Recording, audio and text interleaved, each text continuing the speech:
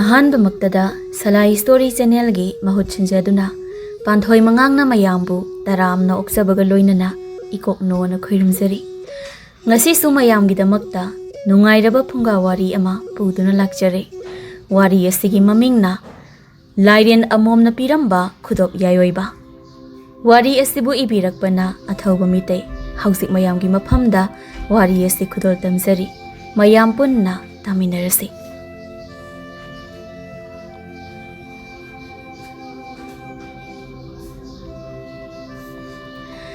ꯑꯊꯦꯟꯕ ꯐꯨꯝꯗꯤ ꯈꯔ ꯂꯩꯕ ꯄꯥꯠ ꯑꯃꯒꯤ ꯃꯌꯥꯏꯋꯥꯏꯗ ꯐꯨꯝꯗꯤ ꯑꯃꯒꯤ ꯃꯇꯥꯏꯗ ꯍꯤ ꯑꯃꯟꯕ ꯑꯃ ꯈꯥꯝꯂꯒ ꯂꯩꯔꯤ꯫ ꯍꯤ ꯃꯈꯣꯡꯗꯨꯁꯨ ꯊꯔꯣꯏ ꯃꯌꯥꯝ ꯑꯃ ꯅꯞꯇꯅ ꯂꯩꯔꯤ꯫ ꯑꯗꯨꯒ ꯍꯤꯗꯨꯒꯤ ꯃꯅꯨꯡꯗ ꯈꯨꯗꯣꯡꯊꯤꯕ ꯃꯐꯝ ꯑꯃꯗꯒꯤ ꯅꯥꯟꯊꯣꯛꯇꯨꯅ ꯆꯦꯜꯂꯛꯄ ꯃꯔꯨꯝ ꯄꯨꯕꯤ ꯆꯥꯎꯔꯕ ꯃꯔꯥꯡꯕ ꯂꯤꯟ ꯂꯥꯏꯔꯦꯟ ꯑꯆꯧꯕ ꯑꯃ ꯀꯣꯔꯣꯛ ꯀꯣꯏꯅ ꯀꯨꯜꯂꯤ꯫ ꯅꯨꯃꯤꯠ ꯈꯔꯅꯤꯒꯤ ꯃꯇꯨꯡꯅꯤ ꯆꯍꯤ ꯅꯧꯔꯤꯕ ꯇꯣꯝꯕꯤꯗꯨ ꯈꯨꯅꯤꯡꯃꯨꯛꯇ ꯊꯦꯟꯕ ꯄꯥꯠ ꯃꯆꯥ ꯑꯃꯗ ꯊꯔꯣꯏ ꯍꯥꯞꯄ ꯈꯥꯎ ꯑꯃ ꯌꯥꯜꯂꯒ ꯉꯥꯅꯨ ꯑꯄꯥꯏꯕꯤ ꯑꯃ ꯀꯟꯅ ꯇꯥꯟꯅꯔꯤ꯫ ꯑꯗꯨꯒ ꯂꯥꯞꯇꯛꯅ ꯈꯨꯂꯝꯂꯤꯕ ꯁꯥꯅꯧꯗꯤ ꯇꯣꯝꯕꯤꯗ ꯈꯨꯂꯝꯂꯤꯕ ꯑꯗꯨꯗꯒꯤ ꯌꯥꯝ ꯁꯥꯊꯤꯅ ꯁꯥꯎꯅ ꯁꯨꯛꯇꯣꯛꯂꯒ ꯌꯦꯡꯅ ꯍꯤ ꯃꯆꯥ ꯑꯃꯒꯤ ꯃꯊꯛꯇ ꯀꯥꯈꯠꯂꯒ ꯑꯃꯨꯛ ꯐꯝꯂꯤ꯫ ꯁꯥꯅꯧꯗꯨꯅ ꯁꯥꯎꯔꯤꯕꯗꯨ ꯇꯣꯝꯕꯤꯅ ꯏꯁꯤꯡ ꯂꯦꯡꯕꯒꯤꯅꯤ꯫ ꯇꯣꯝꯕꯤꯗꯨ ꯊꯔꯣ ꯄꯥꯝꯕꯤ ꯈꯔꯒꯤ ꯃꯔꯛꯇ ꯇꯨꯃꯤꯟꯅ ꯂꯨꯝꯂꯒ ꯆꯪꯂꯤꯉꯩ ꯁꯥꯅꯧꯅ "ꯅꯪ ꯇꯧꯔꯤꯗꯣ ꯀꯔꯤꯅꯣ ꯍꯥ ꯇꯣꯝꯕꯤ?"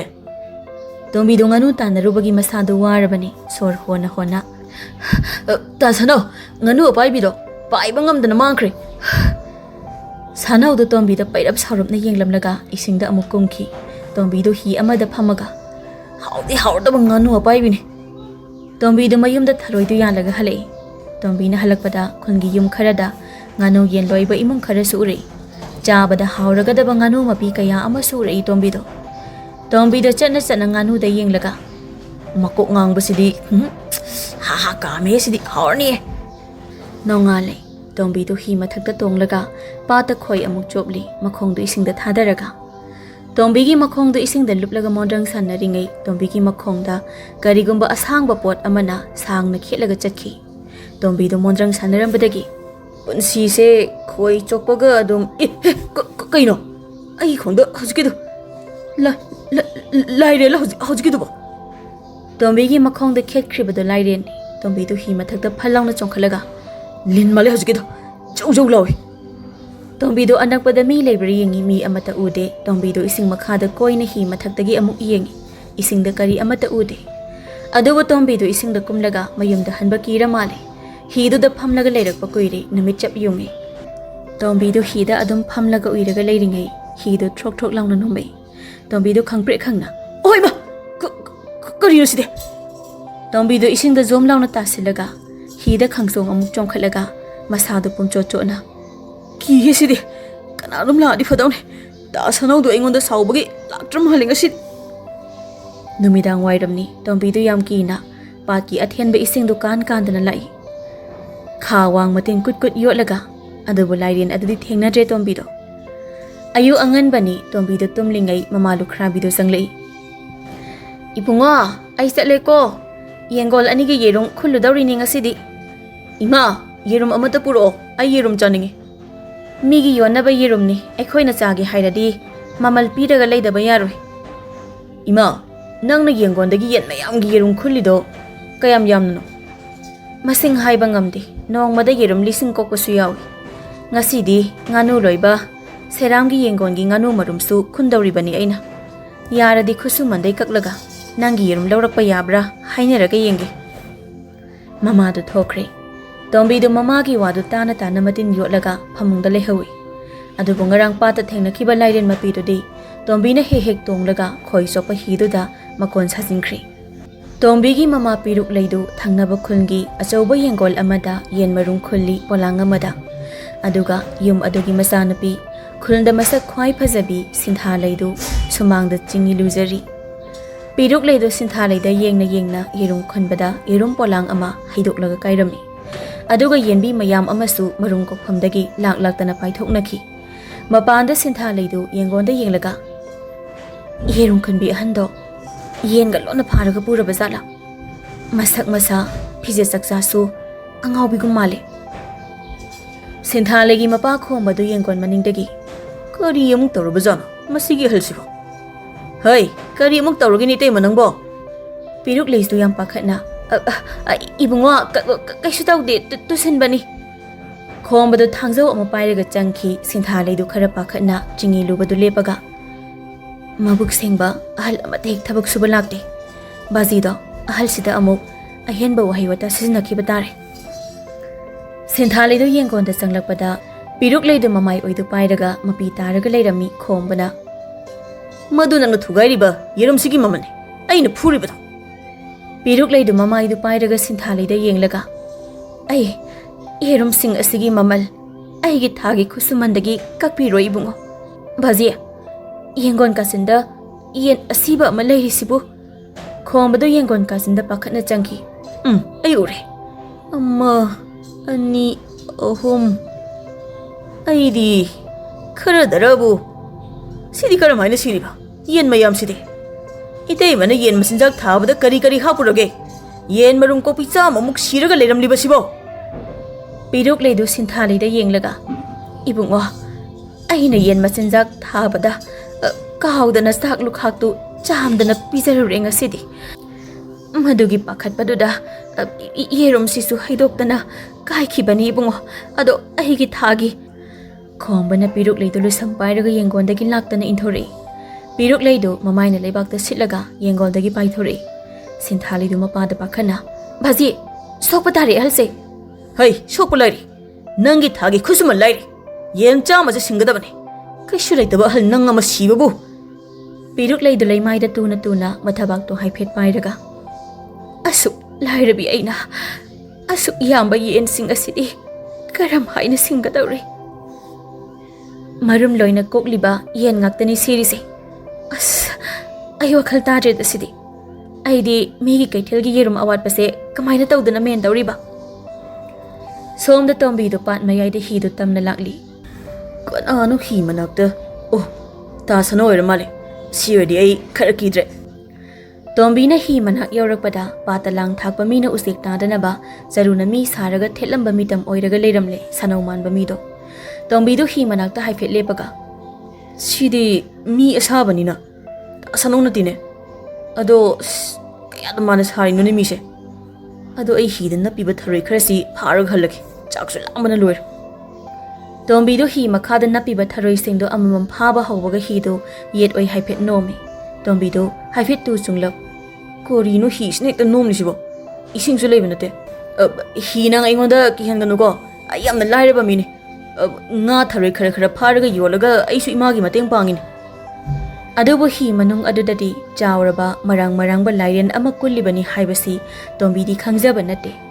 namidang wairamni tombi do hi dagi tharoi khara yalaga mayum da hankhre adubu lairen kulliba hi manung adudi lairen marum amasu yauri madu lairen aduna marum kokpo oigadawri ni piruk leidu masayam sona chaina ama khangna khombagi ingkhol du leibak tawri piruk leidu leibak tawna machani pada hairamba oidaba wasing du ningsingli ibungo ai migi yen marum do masing yamna kokmandana khara thengna halakadawri sintha leidi mapana piruk leidi tawhalibadu saunninglami piruk leidu haujik khombagi ingkholda wa amuk yali adubu piruk leidi wa bana loire masin ba supung kangkangle makhusu loina popthokle chaksu lambana loire aibu isana pa khanglabadi ai kari haina khumgani khombadu sangli idaima yengondi senabiranu yerung khunbadu angang amada sinakhrabani wa kun yanbada yen kungi mahut suksinagadawrini ingkhol tawribaduna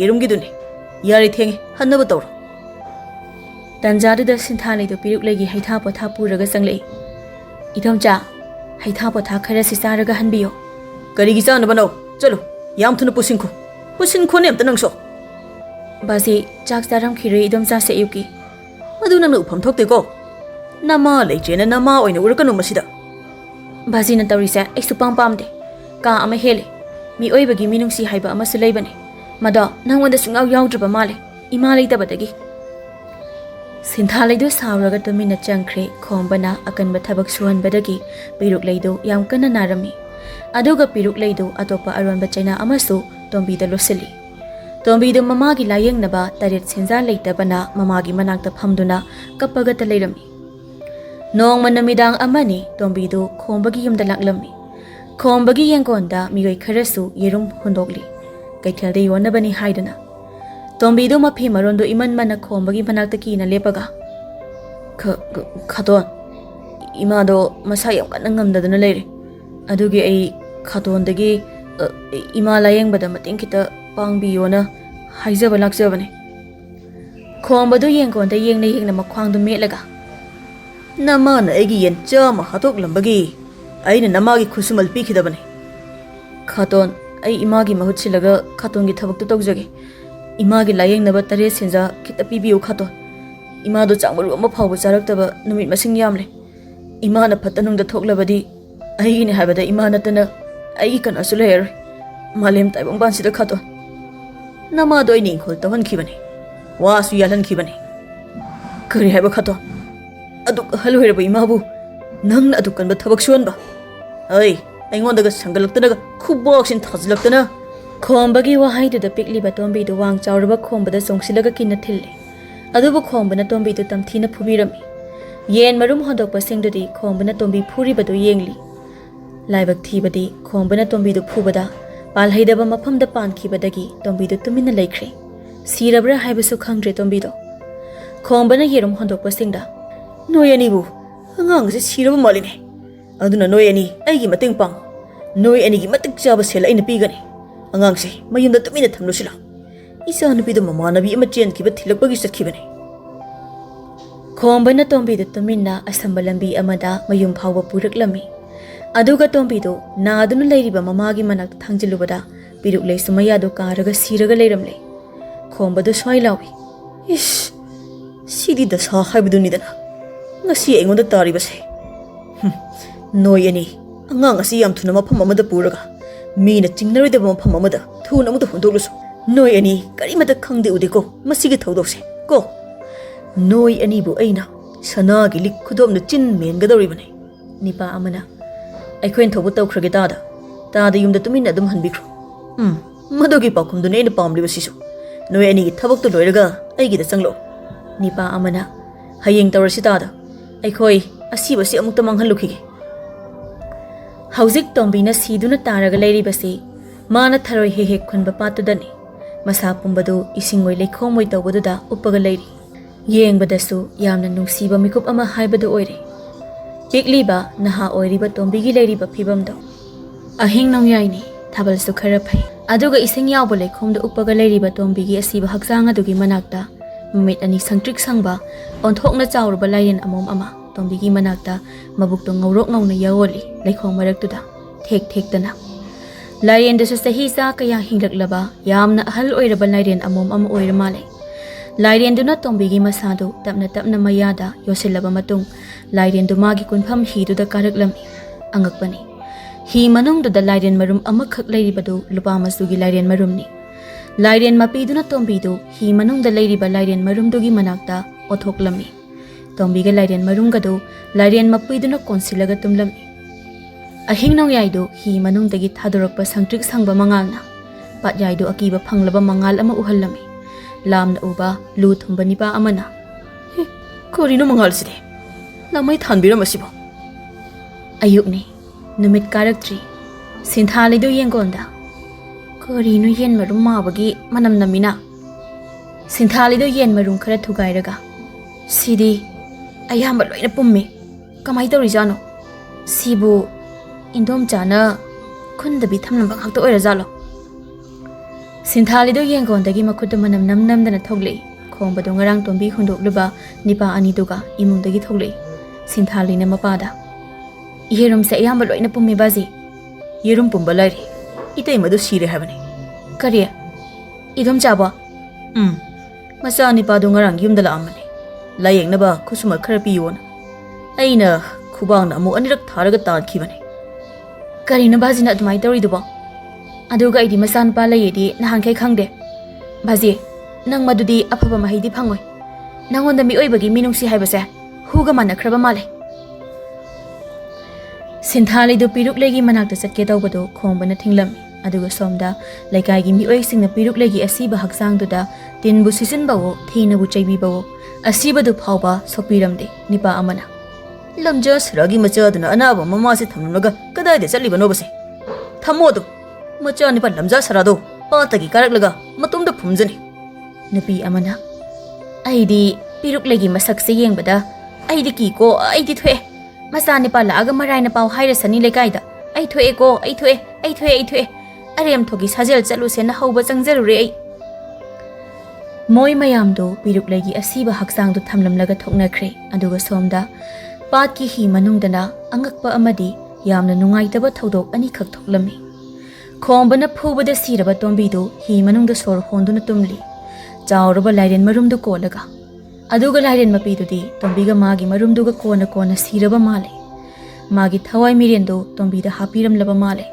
Lairen do Masiling than a Kulaga lady. Tawai Yaudraba Lairen Mapidogi Mataudo, Ying but the Suyam the Nusiba Hybado Irami. Taibang mi Amagi Magun Suseli, Magi Saktamdo. Mangang Koro Mangal Su, Yakairakli. Namiki Mangalna, Tombigi Mamaida, Inglak na Yaibada, Tombido, Mamik Kazik Panthoi. Aidi Himanundadum. Kadai no in a lady Basibo. Tombido Lairen a call like a Lairen Badu Ubada, Tombido one Takre. Nungtilni, Namiso, Lawailin Pumapa the Yak Nangali. Tombido Mamito Kangpang Amopang Tori, and Duga Asiva Lairen do the Kangpre Amokang Laga. Tombido Himaton the Song Toklaga. I don't know in the Tumlum Nibasibo. Nati. Aigi Haksangshina, Janap Laurisibu. I will lie in the Umlaga Jabangum the Na, Otukla Mijalo. Corino Egi Pomboms in the Utum Soromishina. Aigi Tabak, Faigal City Corino.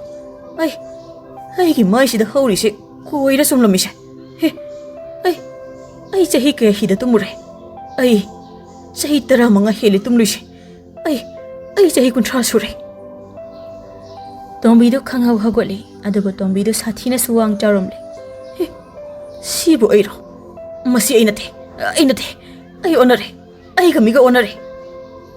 Tombido he the tona, Tapna Amuk Pantaraga, Mamaido is in the hyper ying lubada, Masakzukara Olamle. See the Ainido. Ado Agi Saxidi, Copas Amatong Pazaram. Tombido Magi Haksang do a hing Amada Angapangna Olami. Adugo Tombina Kalibasina, Mahahi Manungda, Zahitara Mangamuk Tum Lagalay Resini, Mana Kanzarisi. Magi Haksang do Nastatina Honglam Baduda. Tombido Asiba Lairen to the Yang Laga. Aigi Haksang si Ubada. Ay, Lairen Asiba Gasi Karima the Kiraktre. Ado ay Zahitara Manga Saksarak Tabagi, Chak Lamanaloy.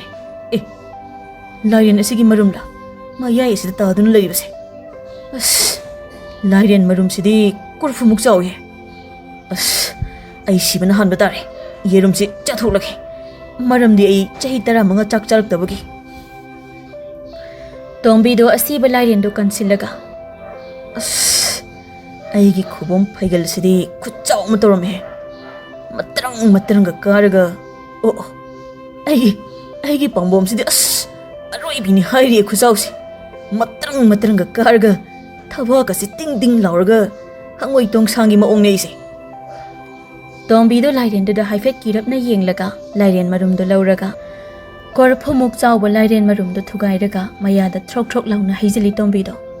Tombido Lairen Marum do good yoli, and the Tombina Lairen Marum Takpaduda, Tombigi Makanauda, Kainoma Adum Panbagum Toragale. Tombido Lairen Marum do Takpa Loiraga high fat kigat Corino, Kanau, the Yotpiada, Madum Palagalisibo. Natisibu Lairen Marungi Maruga Orizala. Hera Marum the Maru Yawe brother. Natraga Mamuko Orizalo. Tombido Makuto Makanau the Tingzili.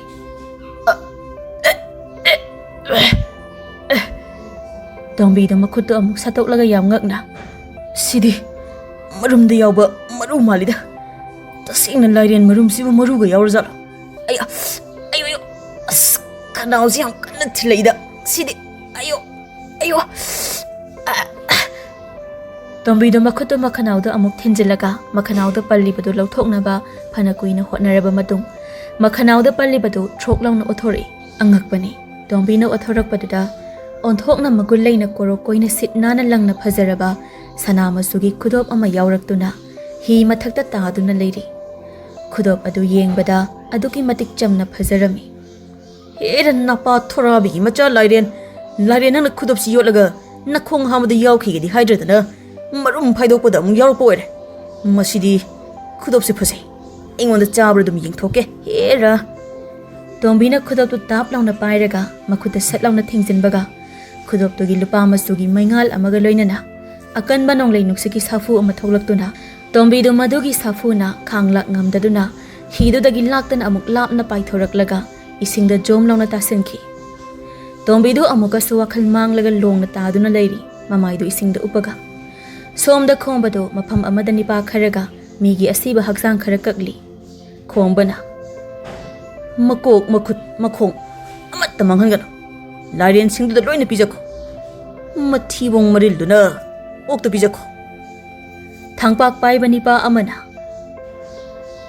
kora leibaki ningthauna Lairen ama piu hayam magi pata thadana mahak supat aduda aronba thabak ama chang yengliba male nate magi do pata Lairen thadaraga mangkhiba mi Lairen chabani haylaga mangkhraba mi do mana lalon mane mangkhiba mi do aingonda pirakadabane aina leiribasini aina kakliba mi singdo magi dagi yauribane nipa ama mi amagi manga kakna naha masa ama pata thadakhibadasu kakthatlambana phabani yam Lairen da pija thoklam yabane masado pata kumba mina phangki sanam tawbane lu thumba aigi mi lebane mana phangki sanu tawbane madu fanglabadi ai khoina lokhalaga mamai pandaba yong amaga sina thoklaga kok launa ai khoina puloi thokra loire yong do aduga na hadu Lairen da pija thoklaga loire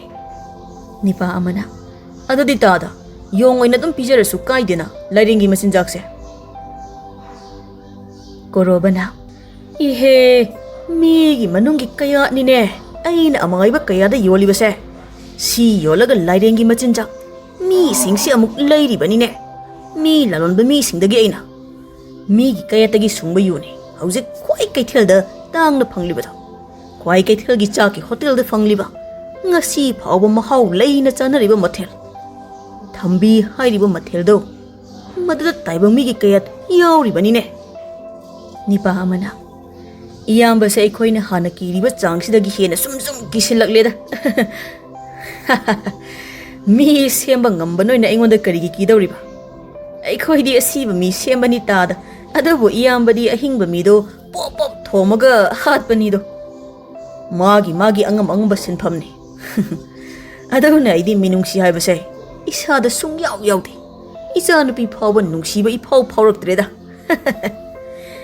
ado Lairen singdo chang naina mi gi sadong pijo nipa amana Lairen di pumna yotpadai ni yamba aduna mi se pumna dum pijarasira mi konaroine adu gini ni noiba adu ai thoego noina Lairen singa simabuk lamhangano khombana yen marum yoli base kaithel da natte Lairen da pijana ba Lairen yokpham da pubane khombana karigi Lairen yokli ba no haibado wari asina loirakpada soidana khanglagani tombi do hauji sutarang amada leiri mahak jahi tara manga tumur hebagi wakhanda adum leiri tombi do pat ki lekhom marakta phamli khudop tu da yenglaga khudop sidi lokthokpasu yakhidre masibu napsalaga leikhrabajala nate masibu chanapi khudop kadu oirajala tombi do phamlaga mondrang sanaringai sanaudo makok tu khawang koilei leiduna yenglaga tombi do kau duna lakli ho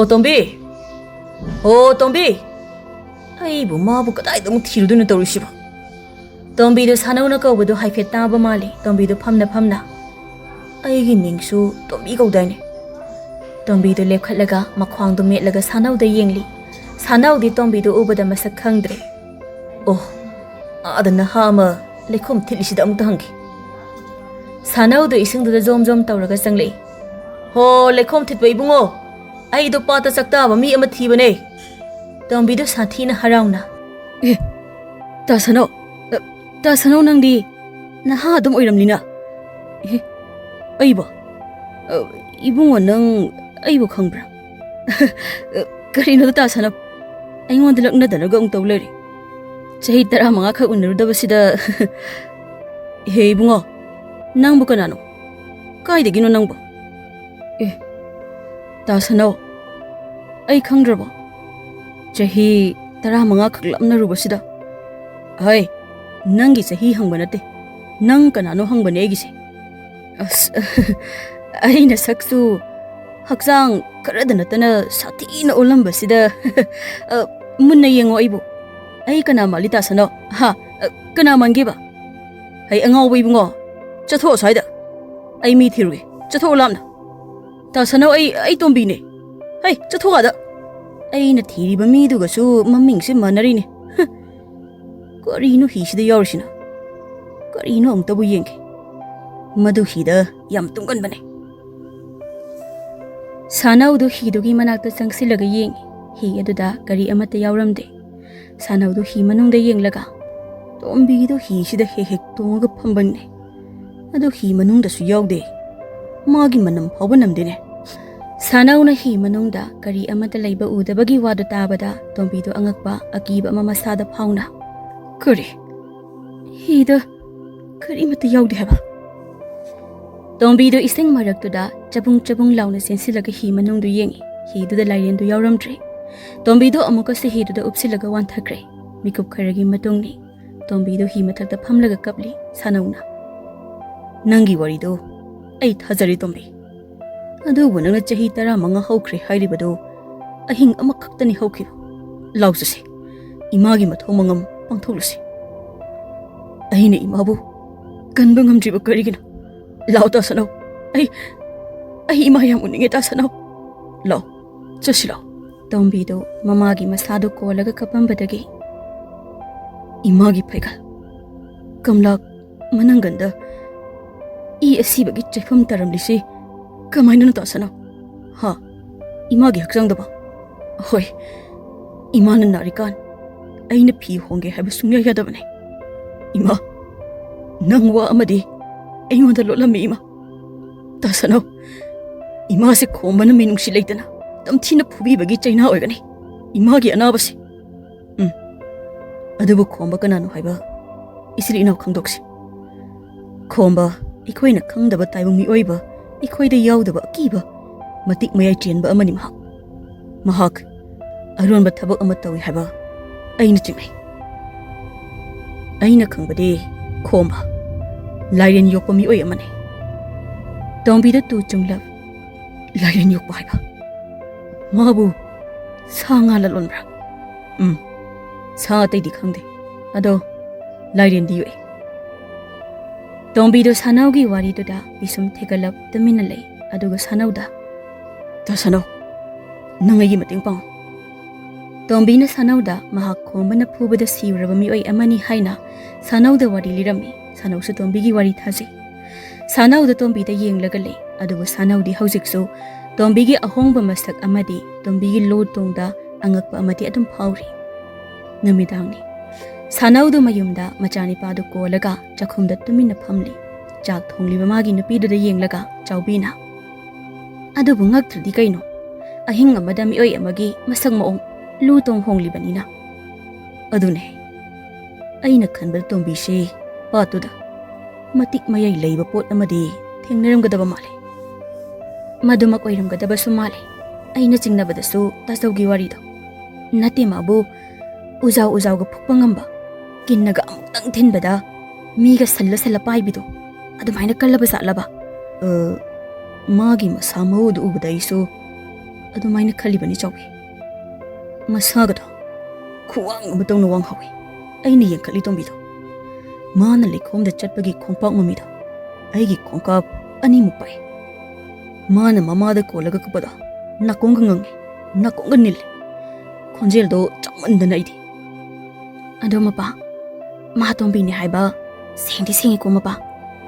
tombi oibeni ne mana mama idom chadu kolaga kapibudo masani padu sanaugi matambak ta phamna baji akanbagi wari ro noina sarido hoi khambagumba akanbani pa ama sapong lagle ikhoi likaida magi wari ni sarisi adudi baji nongban su thoklak toiro adude nongbandi hanadagi leire atopa khunda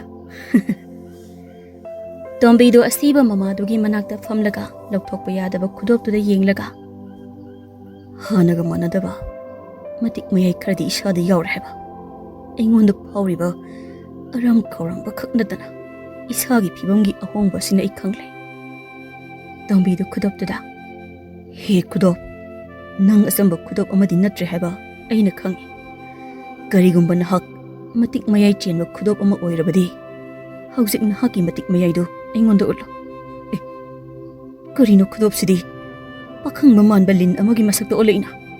ꯍꯦ, ꯈꯨꯗꯣꯞꯁꯤꯗꯤ ꯂꯨꯄꯥ ꯃꯆꯨꯒꯤ ꯃꯉꯥꯜ ꯑꯃꯒ ꯂꯣꯏꯅꯅ ꯑꯩꯒꯤ ꯌꯨꯝ ꯃꯅꯨꯡꯁꯤ ꯀꯔꯤꯅꯣ ꯈꯨꯗꯣꯞꯁꯤꯅ ꯇꯧꯔꯤꯕ ꯃꯇꯧ ꯑꯁꯤꯕꯨ? ꯇꯣꯝꯕꯤꯒꯤ ꯃꯈꯨꯠꯇ ꯁꯤꯔꯤꯕ ꯈꯨꯗꯣꯞꯇꯨ ꯄꯥꯈꯪꯕ ꯃꯥꯟꯕ ꯁꯑꯣꯡ ꯁꯥꯗꯥꯒꯤ ꯂꯥꯏꯔꯦꯟ ꯃꯤꯇꯝ ꯑꯃ ꯑꯣꯟꯈ꯭ꯔꯕ ꯃꯇꯨꯡ ꯈꯨꯗꯣꯞ ꯑꯗꯨꯗꯒꯤ ꯂꯥꯏꯔꯦꯟ ꯑꯃꯣꯝ ꯑꯗꯨ ꯊꯣꯛꯂꯛꯂꯒ "ꯑꯩ ꯅꯍꯥꯛꯄꯨ ꯀꯜꯂꯝꯕ ꯂꯥꯏꯔꯦꯜ ꯑꯃꯣꯝ ꯑꯗꯨꯅꯤ ꯅꯤꯄꯥꯃꯆꯥ." "ꯍꯥ, ꯅꯍꯥꯛ ꯂꯥꯏꯔꯦꯟ ꯑꯗꯨꯅꯤ ꯍꯥꯏꯕ?" "ꯑꯩ ꯋꯥ ꯈꯔ ꯍꯥꯏꯒꯦ, ꯅꯪ ꯃꯨꯟꯅ ꯇꯥꯎ꯫ ꯍꯧꯖꯤꯛ ꯅꯪꯉꯣꯟꯗ ꯁꯤꯔꯤꯕ ꯈꯨꯗꯣꯞ ꯑꯗꯨꯒꯤ ꯃꯇꯤꯛ ꯃꯌꯥꯏ ꯑꯗꯨꯅ ꯅꯍꯥꯛ ꯑꯩꯒꯤ ꯂꯃꯟ ꯑꯃ ꯈꯨꯝꯕ ꯇꯥꯔꯦ ꯏꯕꯨꯡꯉꯣ." "ꯀꯔꯤ ꯂꯃꯟ?" "ꯑꯩ ꯋꯥꯔꯤ ꯑꯁꯦ ꯂꯣꯏꯕ ꯐꯥꯎꯕ ꯂꯤꯒꯦ, ꯅꯍꯥꯛ ꯃꯨꯟꯅ ꯇꯥꯎ꯫ ꯅꯪꯅ ꯁꯤꯔꯤꯕ ꯈꯨꯗꯣꯞ ꯑꯗꯣ ꯃꯇꯤꯛ ꯃꯌꯥꯏ ꯂꯩꯔꯕ ꯇꯥꯏꯕꯪ ꯃꯤ ꯑꯃꯅ ꯊꯤꯔꯤꯕꯅꯤ꯫ ꯑꯗꯨꯒ ꯑꯩꯅ ꯃꯇꯤꯛ ꯃꯌꯥꯏ ꯂꯩꯔꯕ ꯇꯥꯏꯕꯪ ꯃꯤ ꯑꯗꯨꯗꯒꯤ ꯅꯥꯟꯊꯣꯔꯛꯄꯅꯤ꯫ ꯆꯍꯤ ꯑꯃ ꯍꯦꯟꯅ ꯊꯃꯣꯏ ꯁꯦꯡꯕ ꯇꯥꯏꯕꯪ ꯃꯤ ꯑꯃ ꯊꯤꯔꯛꯈꯤ ꯑꯩꯅ꯫ ꯑꯗꯨꯕꯨ ꯑꯩ ꯄꯥꯠ ꯑꯗꯨꯗꯒꯤ ꯍꯦꯟꯗꯣꯛꯅ ꯆꯠꯄꯗꯤ ꯉꯝꯈꯤꯗꯦ, ꯃꯔꯝꯗꯤ ꯑꯩꯒꯤ ꯄꯨꯛꯅꯨꯡꯗ ꯏꯆꯥ ꯑꯃ ꯃꯤꯔꯣꯟꯈꯤꯕꯅ꯫ ꯃꯇꯝ ꯈꯔꯒꯤ ꯃꯇꯨꯡ ꯂꯥꯏꯕꯛ ꯐꯕꯗꯤ ꯅꯍꯥꯛ ꯊꯦꯡꯅꯔꯦ꯫ ꯈꯨꯗꯣꯞ ꯑꯗꯨꯒꯁꯨ ꯃꯇꯤꯛ ꯃꯄꯥ ꯆꯥꯅꯕ ꯍꯥꯏꯕꯗꯨ ꯑꯣꯏꯈ꯭ꯔꯦ ꯅꯍꯥꯛꯅ." "ꯑꯣ, ꯑꯗꯨꯗꯤ ꯂꯥꯏꯔꯦꯟ ꯅꯍꯥꯛ ꯑꯣꯏꯔꯦ ꯑꯩꯒꯤ ꯂꯨ ꯇꯣꯡ ꯑꯣꯜꯍꯜꯂꯝꯂꯤꯕꯁꯦ꯫ ꯑꯗꯨꯒ ꯈꯨꯗꯣꯞ ꯑꯁꯤꯒꯤ ꯃꯇꯦꯡꯅ ꯑꯩ ꯉꯁꯤꯗꯤ..."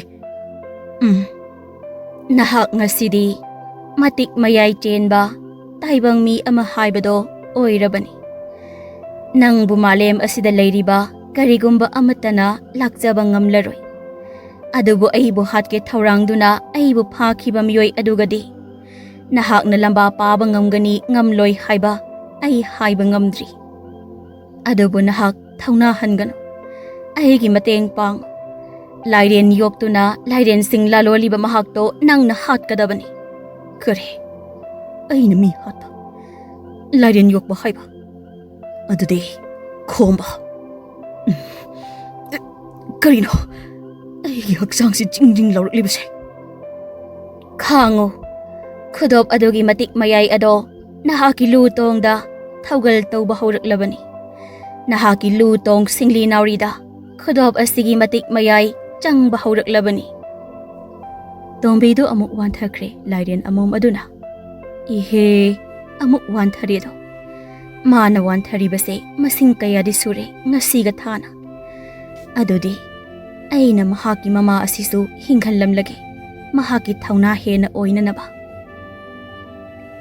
ꯇꯣꯝꯕꯤꯅ ꯋꯥꯈꯜ ꯇꯥꯔꯛꯄꯗ ꯁꯤꯔꯒ ꯂꯩꯔꯨꯔꯕ ꯃꯃꯥꯗꯨ ꯃꯃꯤꯠ ꯎꯏꯁꯤꯜꯂꯒ ꯅꯤꯡꯉꯥꯏꯗꯅ ꯁꯣꯔ ꯍꯣꯜꯂꯒ ꯇꯨꯝꯗꯨꯅ ꯂꯩꯔꯝꯃꯤ꯫ ꯇꯣꯝꯕꯤꯗꯨ ꯃꯃꯥꯅ ꯍꯤꯡꯗꯨꯅ ꯂꯩꯔꯝꯕꯗꯨ ꯎꯕꯗ ꯇꯣꯝꯕꯤꯗꯨ ꯃꯃꯥꯒꯤ ꯃꯈꯣꯡ ꯈꯣꯡꯗꯣꯟꯗꯨ ꯀꯣꯜꯂꯒ ꯈꯣꯟꯖꯦꯜ ꯊꯣꯛꯇꯨꯅ ꯂꯣꯟꯅ ꯃꯄꯤ ꯇꯥꯅ ꯀꯞꯆꯔꯝꯃꯤ꯫ ꯁꯣꯝꯗꯅ ꯈꯣꯝꯕꯗꯨ ꯂꯥꯏꯔꯦꯟ ꯌꯣꯛꯐꯝꯗ "ꯂꯥꯏꯔꯦꯟ ꯃꯔꯨꯝ ꯀꯣꯛꯀꯗꯕ ꯊꯥ ꯀꯌꯥ ꯋꯥꯠꯂꯤꯕꯖꯥꯠꯅꯣ?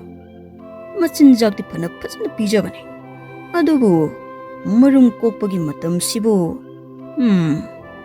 ꯈꯨꯗꯣꯞ ꯑꯗꯨꯃ ꯑꯩꯒꯤ ꯈꯨꯠ ꯑꯁꯤꯗ ꯁꯤꯖꯤꯜꯂꯕꯗꯤ ꯂꯥꯏ ꯐꯥꯎꯕ ꯑꯩ ꯎꯕꯗ ꯆꯦꯟꯗꯧꯔꯤꯕꯅꯤ." ꯍꯧꯖꯤꯛ ꯇꯣꯝꯕꯤꯗꯨ ꯑꯍꯥꯟꯕꯗ ꯃꯃꯥꯒꯤ ꯂꯃꯟ ꯍꯥꯟꯅ ꯈꯨꯝꯒꯦ ꯈꯜꯂꯤ꯫ ꯑꯗꯨꯕꯨ ꯁꯣꯝꯗ ꯁꯥꯅꯧꯗꯤ ꯑꯋꯥꯐꯝꯗ ꯇꯥꯒꯗꯧꯔꯦ꯫ ꯅꯨꯃꯤꯗꯥꯡ ꯑꯃꯅꯤ ꯁꯥꯅꯧꯒꯤ ꯌꯨꯝꯗ ꯊꯥꯡꯕꯥꯛ ꯄꯥꯏꯕ ꯅꯤꯄꯥ ꯈꯔ ꯂꯥꯛꯏ꯫ ꯁꯥꯅꯧꯒꯤ ꯊꯣꯡꯖꯤꯟꯗꯅꯤ꯫ "ꯑꯣ ꯁꯥꯅꯧ, ꯊꯣꯡ ꯍꯥꯡꯉꯨ ꯁꯥꯅꯧ!" ꯌꯦꯅꯈꯥꯒꯤ ꯋꯥꯄꯜꯗ ꯁꯥꯅꯧꯒꯤ ꯃꯆꯥꯅꯤꯄꯥꯗꯨ ꯃꯈꯣꯡ ꯀꯟꯅ ꯍꯥꯝꯂꯤ꯫ "ꯕꯥꯖꯤ, ꯏꯃꯥꯒ ꯂꯣꯟꯅ ꯀꯣꯏꯅꯕ ꯃꯤ ꯂꯥꯛꯑꯦ ꯕꯥꯖꯤ, ꯕꯥꯖꯤ ꯀꯧꯔꯦ." "ꯀꯅꯥꯅꯣ ꯊꯦꯡꯂꯀꯥꯟꯁꯤꯗ? ꯑꯩꯈꯣꯏ ꯏꯕꯨꯡꯉꯣꯒꯤ ꯃꯅꯝꯁꯤ ꯇꯥꯕꯗ ꯍꯨꯏꯒꯤ ꯃꯆꯤꯟꯖꯥꯛ ꯈꯣꯝꯕ ꯂꯥꯛꯂꯤꯖꯥꯠꯂꯥ?" "ꯕꯥꯖꯤ, ꯏꯃꯥꯗꯨ ꯆꯦꯟꯈꯤꯗꯧ ꯃꯥꯜꯂꯤ, ꯊꯨꯅ ꯆꯠꯂꯣ." "ꯉꯥꯏꯈꯣ, ꯑꯩ ꯀꯅꯥꯅꯣ ꯑꯃꯨꯛꯇ ꯌꯦꯡꯒꯦ, ꯅꯪ ꯑꯗꯨꯝ ꯐꯝꯂꯝꯃꯨꯀꯣ." "ꯍꯣꯏ ꯕꯥꯖꯤ." "ꯇꯨꯃꯤꯟꯅ ꯈꯣꯟ ꯊꯣꯛꯇꯕꯤ ꯂꯩꯌꯨꯀꯣ." "ꯍꯣꯏ ꯕꯥꯖꯤ." ꯁꯣꯝꯗ ꯈꯣꯝꯕꯒꯤ ꯃꯤꯍꯥꯠꯄ ꯅꯍꯥ ꯈꯔꯗꯨ "ꯁꯥꯅꯧ, ꯁꯥꯅꯧ!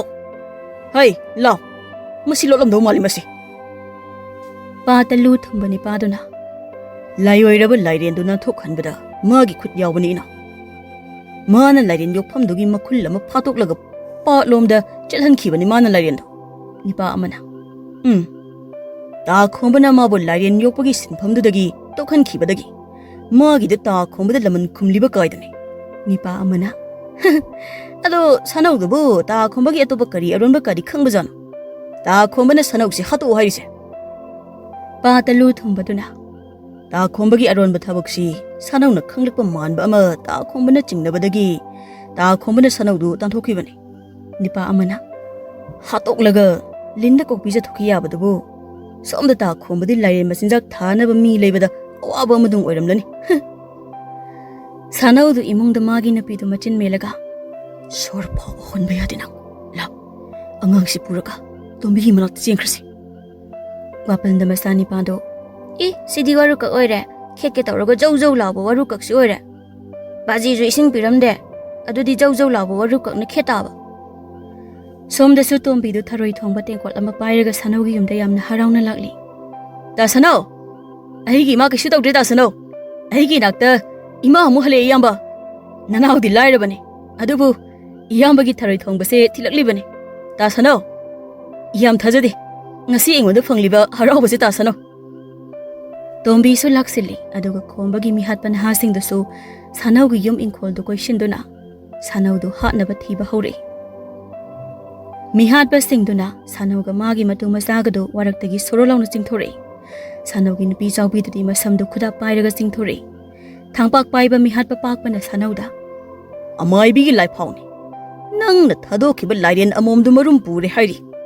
ꯑꯗꯨꯒ ꯑꯩꯈꯣꯏꯅ ꯉꯁꯤ ꯐꯥꯎꯕ ꯂꯥꯏꯔꯦꯟ ꯂꯤꯁꯤꯡꯒꯤ ꯃꯊꯛꯇ ꯄꯥꯠ ꯇꯨꯔꯦꯜꯗꯒꯤ ꯐꯥꯗꯨꯅ ꯌꯧꯂꯛꯂꯤꯕꯁꯤ ꯅꯪꯅ ꯊꯥꯗꯣꯛꯅꯕ꯭ꯔꯥ ꯍꯥ ꯅꯪꯅ ꯂꯥꯏꯒꯤ ꯈꯨꯗꯣꯞ ꯑꯃ ꯃꯥꯡꯍꯜꯂꯦ ꯃꯗꯨ ꯅꯪꯅ ꯊꯨꯅ ꯄꯤꯔꯛꯀꯗꯕꯅꯤ ꯄꯨꯔꯛꯀꯗꯕꯅꯤ ꯀꯔꯤ ꯂꯥꯏꯒꯤ ꯈꯨꯗꯣꯞ ꯍꯥꯏꯕ ꯑꯩꯗꯤ ꯀꯥꯏꯗꯤ ꯂꯥꯏꯒꯤ ꯈꯨꯗꯣꯞ ꯅꯪꯅ ꯊꯥꯗꯣꯛꯈꯤꯕ ꯂꯥꯏꯔꯦꯟꯗꯣ ꯑꯗꯨꯗ ꯂꯥꯏꯒꯤ ꯈꯨꯗꯣꯞꯇꯨ ꯌꯥꯎꯈ꯭ꯔꯕꯅꯤꯅꯦ ꯅꯤꯄꯥ ꯑꯃꯅ ꯏꯌꯥꯝꯕ ꯑꯉꯥꯡꯂ ꯅꯨꯄꯤꯔ ꯑꯃ ꯍꯥꯠꯇꯣꯛꯂꯒ ꯃꯔꯣꯜ ꯂꯣꯜꯂꯛꯀꯅꯤ ꯃꯁꯤ ꯅꯤꯄꯥ ꯑꯃꯅ ꯁꯅꯧꯒꯤ ꯅꯨꯄꯤ ꯆꯥꯎꯕꯤꯗꯣ ꯂꯩꯃꯥꯏꯗ ꯗꯨꯛ ꯂꯥꯎꯅ ꯏꯟꯊꯨꯔꯒ ꯃꯉꯛ ꯁꯝꯗꯨ ꯊꯥꯡꯄꯥꯛ ꯑꯃꯅ ꯃꯄꯥ ꯇꯝꯃꯒ ꯑꯃꯨꯛꯇ ꯇꯠꯅꯕ ꯀꯛꯊꯠꯀꯦ ꯑꯩ ꯑꯉꯥꯡꯗꯨ ꯀꯞꯄꯒ ꯕꯥꯖꯤ ꯏꯃꯥ ꯍꯥꯏꯈꯤꯗꯧꯔꯦ ꯅꯣꯏ ꯀꯅꯥ ꯀꯅꯥ ꯂꯩꯒꯦ ꯑꯩꯈꯣꯏꯕꯨ ꯑꯝꯇ ꯀꯟꯕꯤꯌꯣ ꯅꯤꯄꯥꯗꯨꯅ ꯆꯥꯎꯕꯤꯗ ꯊꯥꯡꯄꯥꯛꯇꯨ ꯀꯛꯂꯒꯦꯅ ꯊꯥꯡꯒꯠꯂꯛꯄꯒ ꯇꯨꯡꯗꯒꯤ ꯅꯤꯄꯥꯗꯨꯒꯤ ꯃꯊꯕꯥꯛꯂꯣꯝꯗ ꯀꯤꯟꯖꯥꯎ ꯑꯃ ꯖꯣꯞ ꯂꯥꯎꯅ ꯏꯌꯣ ꯅꯥꯌꯣ ꯐꯥꯎꯗꯣꯔꯛꯏ ꯀꯤꯟꯖꯥꯎꯗꯨꯅ ꯐꯥꯎꯗꯣꯔꯛꯄꯗꯨꯗ ꯊꯤꯕꯣꯡ ꯊꯤꯔꯤꯟꯁꯨ ꯌꯥꯎꯔꯛꯂꯤ ꯊꯥꯡꯄꯥꯛ ꯄꯥꯏꯕ ꯅꯤꯄꯥꯗꯨ ꯊꯥꯡꯄꯥꯛꯇꯨ ꯄꯥꯏꯅ ꯄꯥꯏꯅ ꯆꯦꯞꯅ ꯇꯥꯈꯤ ꯃꯤꯍꯥꯠꯄꯁꯤꯡꯗꯨ ꯑꯁꯤꯕ ꯅꯤꯄꯥꯗꯨꯗ ꯃꯌꯥ ꯀꯥꯔ ꯀꯥꯔ ꯌꯦꯡꯂꯝꯂꯒ ꯑꯣꯟꯊꯣꯛꯅ ꯋꯥꯡ ꯆꯥꯎꯅ ꯏ ꯇꯩꯔꯕ ꯈꯨꯇꯨꯝꯗꯨꯗ ꯂꯦꯞꯄꯒ ꯌꯦꯡꯂꯤꯕ ꯇꯣꯝꯕꯤꯗ ꯃꯤꯍꯥꯠꯄꯁꯤꯡꯗꯨ ꯃꯃꯤꯠꯁꯤꯡꯗꯨ ꯆꯐꯨ ꯆꯐꯨꯃꯨꯛ ꯂꯥꯎꯅ ꯑꯃꯨꯛ ꯌꯦꯡꯈꯠꯂꯛꯏ ꯊꯥꯡꯁꯤꯡꯗꯨ ꯊꯛ ꯊꯛ ꯅꯤꯛꯅ ꯄꯥꯏꯔꯒ ꯁꯅꯧꯅ ꯆꯥꯎꯕꯤꯗ ꯅꯤꯄꯥꯁꯦ ꯇꯣꯝꯕꯤꯅꯤ ꯆꯥꯎꯕꯤ ꯀꯔꯤ ꯃꯥꯕꯨ ꯇꯣꯝꯕꯤꯅꯤ ꯍꯥꯏꯕ ꯅꯠꯇꯦ ꯕꯥꯖꯤ ꯃꯥꯗꯤ ꯈꯝꯕꯅꯦ ꯕꯥꯖꯤ ꯃꯤꯍꯥꯠꯄ ꯅꯤꯄꯥ ꯑꯃꯅ ꯇꯥꯄꯥꯛꯄ ꯑꯩꯈꯣꯏꯕꯨ ꯍꯤꯡꯗꯧꯔꯤꯕ꯭ꯔꯥ ꯑꯩꯁꯨ ꯄꯪꯅꯣꯞ ꯅꯣꯞꯄ ꯅꯤꯄꯥꯗꯤ ꯅꯠꯇꯦꯗ ꯍꯥꯏ ꯅꯤꯄꯥ ꯅꯪ ꯀꯅꯥꯅꯣ ꯍꯥ ꯇꯣꯝꯕꯤꯗꯨ ꯄꯥꯛꯄꯗ ꯌꯦꯡꯂꯒ ꯄꯥꯛꯄꯒꯤ ꯅꯥꯀꯜꯗ ꯂꯦꯞꯄꯤꯕ ꯅꯤꯄꯥꯗꯨꯗ ꯇꯣꯝꯕꯤꯒꯤ ꯈꯨꯕꯥꯛꯇꯨ ꯍꯩꯖꯤꯟꯗꯅ ꯂꯥꯝꯃꯒ ꯊꯥꯖꯤꯟꯈꯤ ꯇꯣꯝꯕꯤꯅ ꯈꯨꯄꯥꯛꯅ ꯍꯨꯝꯕꯗꯣ ꯅꯨꯡꯁꯤꯠꯀꯤ ꯃꯈꯣꯜ ꯐꯖꯅ ꯊꯣꯛꯏ ꯇꯣꯝꯕꯤꯅ ꯊꯥꯔꯛꯄ ꯈꯨꯕꯥꯛꯇꯨ ꯄꯥꯛꯄꯗ ꯊꯩꯗꯣꯛꯍꯧꯏ ꯑꯗꯨꯒ ꯇꯣꯝꯕꯤꯒꯤ ꯈꯨꯕꯥꯛꯇꯨ ꯂꯥꯝꯃꯛꯄꯗ ꯄꯥꯛꯄꯒꯤ ꯅꯥꯀꯟꯗ ꯃꯣꯏ ꯑꯅꯤ ꯑꯍꯨꯝꯗꯨ ꯄꯥꯛꯊꯅꯩ ꯇꯣꯝꯕꯤꯒꯤ ꯈꯨꯕꯥꯛꯇꯨ ꯂꯨ ꯊꯨꯝꯕ ꯅꯤꯄꯥꯗꯨꯒꯤ ꯃꯃꯥꯏꯗ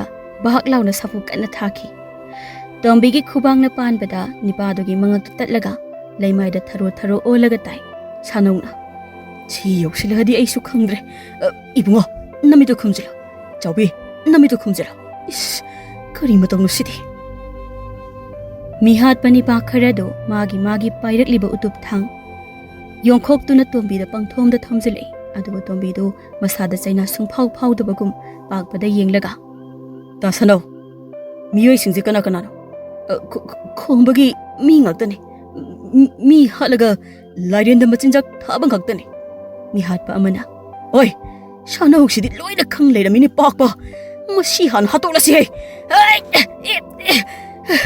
ꯑꯩꯗꯤ ꯏꯅꯥꯛꯇ ꯂꯦꯞꯄꯤꯕ ꯅꯤꯄꯥꯁꯤ ꯌꯥꯝꯅ ꯀꯤ ꯑꯩ ꯆꯦꯜꯂꯦ ꯅꯤꯄꯥꯗꯨꯅ ꯆꯦꯟꯈꯤꯕꯗꯨ ꯇꯣꯝꯕꯤꯗꯨ ꯌꯦꯡꯂꯒ ꯂꯩꯍꯧꯔꯤꯉꯩ ꯄꯥꯛꯄꯅ ꯇꯣꯝꯕꯤꯒꯤ ꯃꯔꯦꯡꯖꯨꯝꯗ ꯊꯥꯡꯄꯥꯛ ꯑꯃꯅ ꯖꯣꯞ ꯂꯥꯎꯅ ꯌꯥꯟꯁꯤꯜꯂꯛꯏ Tombigi marengjumda yenghaidaba phibam amada chabak ama segai. Tombido wakal haifet manglaga laimaida uppaga taki. Chaubiga anganga du lauraga kapi pakpana. Pakpa isu matik mayai chenbani pa amani haibasi ngasidi safaba naha nangondagi hana takledo. Adudi safaba naha nangi nangak shamsi hana kaktatlage thangpak asina. Yeah! Pakpana magi lum lauba thangpakto Tombigi mangak samapada wangna thangkalakpaga Tombido satlauna haugatlaga magi kurapu muk chawba kinduna pakpagi thazil mapada pop launa thinki pakpado thangpakto pairaga sanaugi sangoiromda suppaga paisinki aduga pakpado sangoigi chawrba mayai ukhongduda pop launa manangana thomjinki pakpado ukhongduda sitharaga tumina phamlaga leikre pakpana toren khongban yoromdai pakpado ik hairamlaga I khudeng ama phaning chet amasu othoklami Tombina pakpaga langmina ba mihat pani pa singdu loina hatoklaga Lairen da mi pijai hebben natra khombada hata sanau hoi adu nangdi yam kalamina ha tombi nangdi phattaba ama leirabadi afaba amasu laina soidina tharakpani ta sanau aduga afaba ama leirabadi phattaba amasu adum simlakani laina Laina ikhoise chakthong bi sanaribani lai phadi bi sanaribani ikhoi bumoina Tombi gi wahai da tabada Lairai bak man ba mafam amadagi tombi da yenglaga lai man bani pa amana kai ne gi masigi na hasibo hai khomba hai ba phatkida bani pa do hana ba afaba nang bo ikhoi na sembani ne masida ikhoi bo amu yolaga leire ne aspela bani da Manakta phamba Lairen bi nupiduna asingba thauna leiba mi haisidi lai ekhoisi yamna chaigan bani mapu ibungo ado mana haisisu chumdi chumlini ne taibong mi oibagi kumhai yenglaga ekhoisi pothari bani ado magi thangna yan khibasi matom ta amu Taisin jakreni Lairenbi Somda tombido mi asiba taruk taret mukto khombagi yomda onthokna chawrba bora amada hapaga purakli bora dudagi isu tap tahauri khombagi khulgi lambida aduga tombigi maningda khulgi hui kharasu bora dagi tarakliba idugi matungda inari lambida chatpa khunja mayam amasu tombina puraiba I tariba bora duda loina yengna hauri tombido khombagi yomda asiba singdu puraga changlei Yengonda sintha leido yen machinjak tharaga leiri mapanda tombina khonjal niklapna lauri ho kana lege Lairen machinjak purakliye sintha leido yengon manungda yam ngakna as khonjal sidi nakong singja yere aduga karino mana lauri basiba sintha leido tholei kana hangbano ibung aduga ibungna Lairengi machinjak hairiduna karino Tombidu wangangde bora dagi mi asiba manghak tatpasingdu lebakda zoro haithare sinthale di madu ubada tarang chatlamari laimaida longna haithakri tombina nangsu wantharabra yengon manakta laiba isingsi hijilaga hodopige tombina sinthale da ising korpu ama hijilaga ai piruk lege masani paduni haina noina pada pautam asiba mi singsi aina khatpani hayuna pada Noi napani opa Lairen singda pizza na bathilakpani hayo Sinthalai do laimaida longna hipna tombina thokibadu yenglaga lehawi tamina masadu ising pumjo cholaga thak nikna Tombigi yumdani tombigi mama piruk laina tombida Ibungo ngasi ima isagi maphamda thoklibasi ai yamna akiba phawi aduga nangi matik mayaise kanagumba miyoi amattana khangangana Khomba hairiba miyoi esi yamna tauba ngamba miyoi amani aina lona khangba wari amada mahak mi hatpa amasuni hai mahak na ngamdaba karisu leite hai aduna ikhoi ani kadaidano masakrasi ima aidi hingbada kiba yate aduga imagi laban khumdana tokadaba nasadudi ainate mapanda sanaudo magi nupi angang singa punna tombi yumda lai ibungo tombe khombana nangbu masak khangkrene Khangshanu kedobage tada. Ma boy na limna thadong nate. Chawbina. Ai khoidi yamna kirini ibungo nangbo. Angangduna. Aidi kibide ima. Aidi ma leibani na kibide. Iboko. Khurana thabada mi mangagtali ni ne. Asa. Ai kok yamna si inoy gi wari si. Ai ngak ta potha gi kok si. Sanauna. Tombe. Nang na mi hatpa singdo khalaga. Mayumda thinjiludana. Adu kedorage tada. Ki ganu da tasano. Tombido thokre aduga tombido patlom da lai. Tombido Lairen thengna khiba hidu da phamlaga Khudop tu da yenglaga. Oh. Wari sidi Khudop sigi ngak toire. Adu mato karamna Khudop si Lairen Amom adugi mabukta yawramliba. Aduga khongbana Lairen da Khudop asi yawkrena kamaina khangliba. He Khudop asigi mapu Lairen bi ima Lairen. Nasada Khudop asigi horakpham nacha ingonda amukta khanganbiyo. Tombina wahaidu haibada Lairen mapidu Khudop adudagi mangal amaga loinana thoglei. Tombidu ingangakna Lairen bi aduda yengli. Adubu ngasidi Lairen Amom du thoglaktre. Taibang mi nupi ama oina thoglakle. Laigi saktam amada Lairen bi nupi duna tombida. Nahak laklabra. Hoi ma Lairen bi. Nasada Khudop asigi horakpham amukta khanganbiyo. Khudop ado Malem taibang pal asida lairiba. Lin haiba thawai pan basingbu siba naidanaba. Lin haiba kanglup singbu mapok tarit pok pangamnanaba. Sida nai kauba Lairen bi aina. Malem asida ahanba pokhiba Lairen Amom aduda sinakibani. Lin amana siram dai matam. Lin amada amuk Khudop tu sinaram tawduna. Akuan ba Lairen ado nangi khutta takhibani. Lin singna chahi yamlaklaga sibagi mahut. Maku huduna chahi kaya. Anauba mapok ama amuk pokpagum hingbangam libado. Khudop adugi matik mayainani. Makhoidi hatriba makai siba nairoi. Aduba madugi matik mayai leiraba Khudop asigi magun khanglaba. Khomba hairiba mioi asina. Lairen adubu thirakpa chahi kunthra hairi. Ima Lairen bida wahang amakak. Wa marak thana hangjahoge. Kari wahang no hango. Khomba hairiba nipa asi matik may yapna kanba nipa amani haibasi achumbra ima Lairen bi. Mahaki matik mayai sibu mataw karamna phangkhibano. Khomba hairiba nipa do la yam ningba mioi amani. Mahakna chahi manga surakpada magi mama mapa laibak thiba thodok amada kainaki. Mahaki mama mapa do Lin ningthau haibadi kharona. Mamaga mapaga do turel danga pharingai. Lin kharona chiklaga sikhibani. Madugi matung khomba Lin haiba jasi magi khwaidagi yeknabani haina khanki. Mama mapa kainaraba khomba chahi kaya lamja sara oina ngauchat naraba matung nongma khomba do lambida solaba ahal ama thengnaki. Adubu khomba di ahal ado mapa saklage khanduna ahal do khomba na naukon jarami.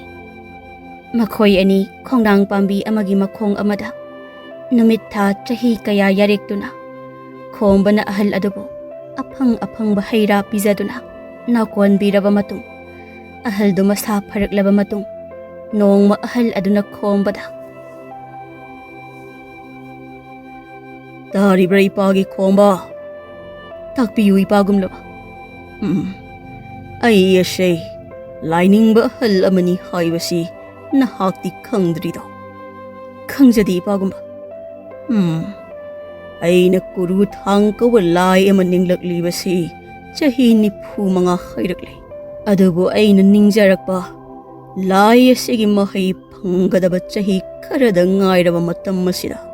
Ay ahal yamna oiramle haibasi ay sana kaurure. Ay naningliba lai aside Malem taibang pala sida lairiba miyoiba matana maming tadriba lai amani. Mahakti mahak puning bada soliba lining lon adu jumnabu solaba. Ado pa mi amana lining ba adugi mahut silabasu karisu kaide. Magi haibabu lining lon du swifadaba adu kakiwani. Makatak piyu ipagumba. Karigumba na hangna aigi mahut sinba ngamduna aigi laining lon sima kha chathaba hek ngamlaba nangna pamjaba karigumba amadi lai asidagi phangani haujik laining lon sibu sonduna phangadoribasi chahi manga khakta ngaire aina karigumba na hangna chahi manga se aigi mahut sinduna machi lengdana hek lai adabu kurumjaba ngamlaba lai ado nangi mitna soidana uragani nangi mit mangda leplaragani khombadu ahal aduda maithong maka lamna yengzari ahal adugi awatpa chahi manga do mahangna mahut silage hainingbagum khombana chahi manga lai adubu ahal adugi mahut sinduna dinglaga mahaki apamba thaujal lai adudagi phanglaba matung khombana mitpang thorakpaga ahal adudi khombagi manakta sarungak to oina siduna taraga leiramle aduba khombadi magi thamoida minungsi haiba aduma kari amata yauramdre aduga mana lai adudagi ni horiba matik mayai adudi malem asida leiriba lin haiba jasima loina muthatba asini khombadu ahal adugi sarududa yenglaga oh Lairen aduna pairiba khudoptu aina hek phanglaba aingonda hauzik piramliba matik mayai dudagi ahenba matik mayai hengatpada natana malem asida aigi khoidagi yeknaba lin haiba jasima tumna hatpa ngamlani haiba adudi Lairen do thiba tawani nei ado aidi Lairen mapi Lairen masadi masak kamaina khangani oh Lairen haiba jasima loina pharaga otlabadi mi oibaga wakhal manaba Lairen asingbado aigi inakta makhongna thongna laklani Lairen Amomna Lairen bina khombagi wari da tombi da liraba matungda tombina mama hopa do kharauna chiklaga lin loina makta tainariba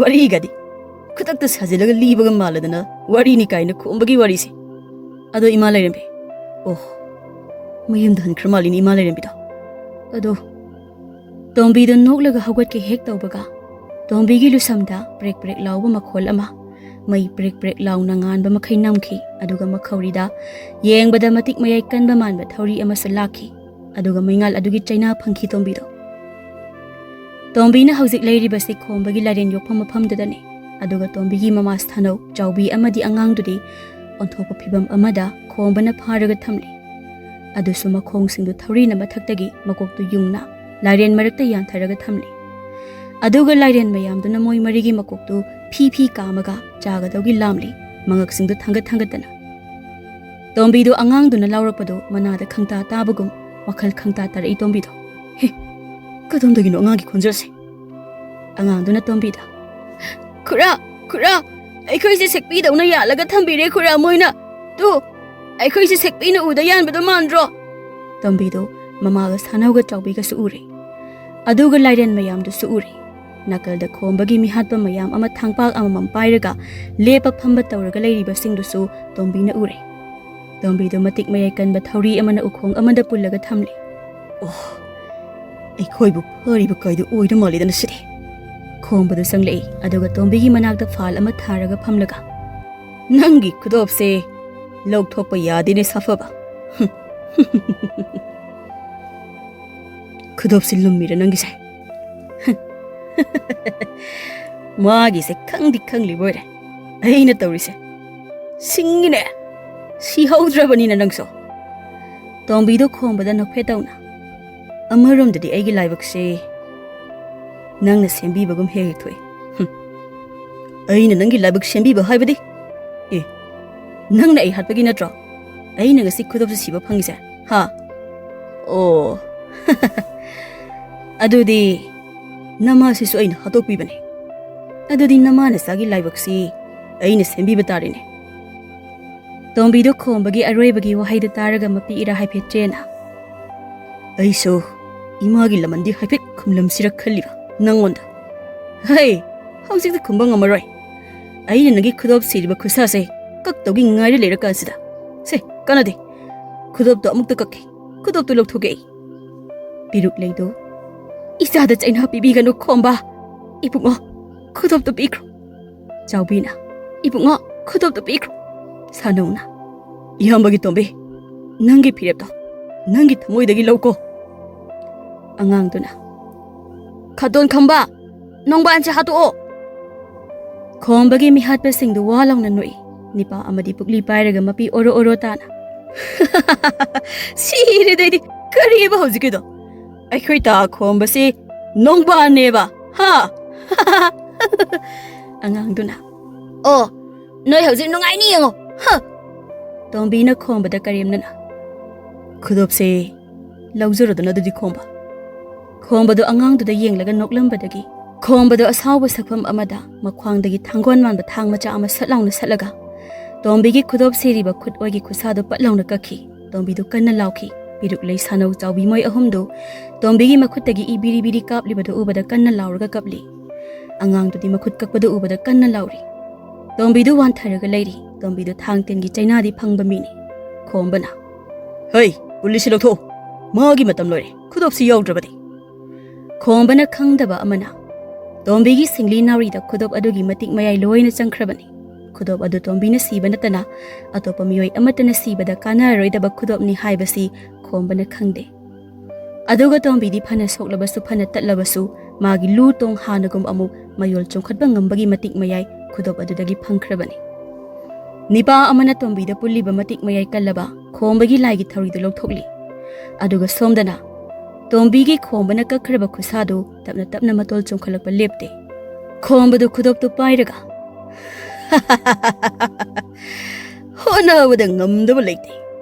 Tanabada phangdaba leite. Aduga khudop se sejinnabada aina ngamdaba leite. Adudi khudop se aigi kusina sat launa. Sijilledana se. Khombana khudop tu siraba matung masada karigumba makhal amatagi ingit amata phangde. Ching koina amta laudine. Nate khudop siriba khusa sibu soiba jala. Adudi khuning thauda amuk shat. Sisu ching laudine. Adudi khudom bida amuk shat. Sisu ching laudine. Koino da khudop sibu singdaba oira jala. Hai tombi. Ihe Howzik phobo wan tharini sisu amuk. Ado nangi khudop si ching amata laudine ibo nangba. Khudop si na mathau taradi nangdo amuk hingangebo na waibo yadrini sisu amuk. Khombadu makok sana sana khudop da yenglaga tapna phamthabaga nakalda pop lawba makhol amatai haina leithoklaga yenglubada tombigi thauri pulibadu thadokliba nipado Lairen mayam yokliba makol adomda akanba nuksiki safu amaga loinana Magi mamangda sallaga paisan kiba khombana uhawi. Sidi mi pairene. Khombadu Lairen makonda da yenglingai khombada nipa amasu suppaga paisilai. Aduga khombadu safukana thomaga khombaga punna amuk Lairen marakta paisinki. Khombadu Lairen maraktagi yam thuna lauraga chongthore. Oima! Ai linsi yam hainade. Yam hainade. Khombadu Lairen maraktagi chongthokna. Khudopti. Khudopti. Angangdu na makhongdu yana. Ibo kem kana roibo nongban khudop te Lairen marakta taraga leire khululao. Mihatpa nipa mayamdu yamna kina phaklang mayada tasilaga leinari.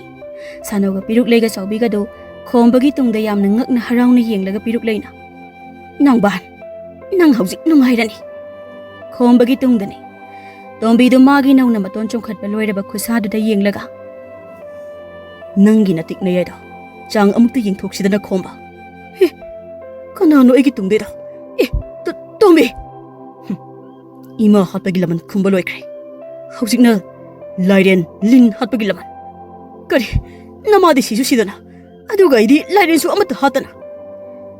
Tombidu wangangde khombagi mabukta kinjawdu job launa thinjanki. Bukta kinekta. Khombana mabukta pairaga phamtharaga. Oh, khudopsigi matik mayashide. Nangi lu tongda loina changkhridana. Tombidu khombana phamlingai magi pak chawrba khongpaktu satlauna wangna thangatlaga khombada ngetharakpaga khombadu magi su kurphumuk chawba kindu prok launa tasilaga tombigi khongpak makhada pop launa haijindana thingatki Tombidu phaklanglomda suppaga paithokhi aduga phaklangda banglawna yeisinki. Tombidu phaklangdu phawdoklaga paithokhi phaklangdu tombigi hakjanggi mapa ama horaga lehawi.